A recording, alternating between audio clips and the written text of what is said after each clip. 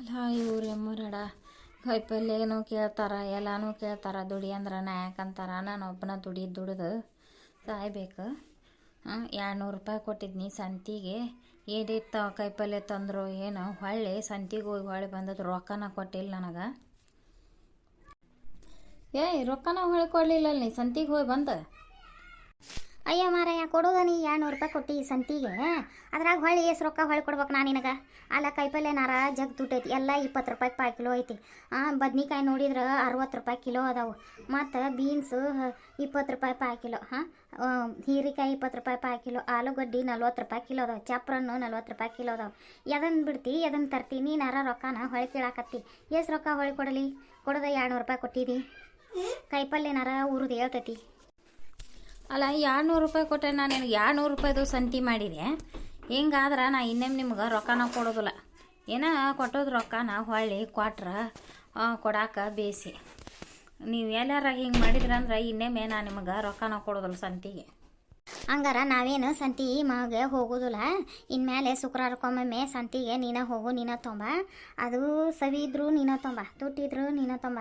ಭಾಳ ಖರ್ಚಾದರೂ ನೀನು ಕೊಡ್ತೊಂಬರ್ತಿ, ತುಸ ಖರ್ಚಾದ್ರೆ ನೀನು ಕೊಡ್ತೊಂಬರ್ತಿ. ನಾ ಹೋದ್ರೆ ಸಂತಿಗೆ ಹಿಂಗಂತಿದ್ದಿ. ಹಂಗಾರೆ ಇನ್ಮೇಲೆ ನೀನು ಹೋಗು.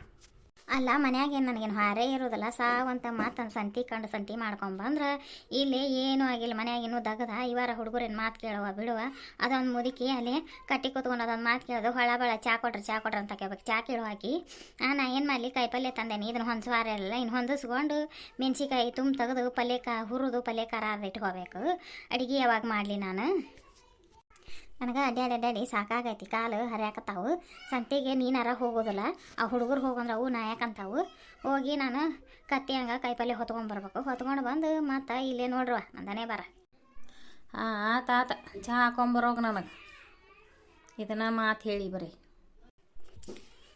ಸಾಯ್ತ್ರಿ ಚಹಾ ಅಂತವಾ? ನಿಮ್ಮ ಅಪ್ಪಗೆ ಒಂದು ಕಪ್ ಚಹಾ ಇಟ್ಕೊಡ್ರಿ, ಅವ್ನಿಗೆ ಚಹಾ ಕಾಯಿಸ್ಕೊಡ್ರಿ. ನಾನು ಕಾಯಿಪಲ್ಯ ಹೊಂದ್ಸಾಕತ್ತೇನು ಇವನ್ನೆಲ್ಲ ಹೊಂದಿಕೆ ಮಾಡಿಟ್ಕೊಂಡು ಮೆಣ್ಸಿಕಾಯಿ ತೆಗೆದು ಖಾರಕ್ಕೆ ಹುರಿದು ಖಾರ ಇಟ್ಕೋಬೇಕವ. ಅವ್ರಿಕಾಯಿನ ಸೋಸ್ತಾನೆ.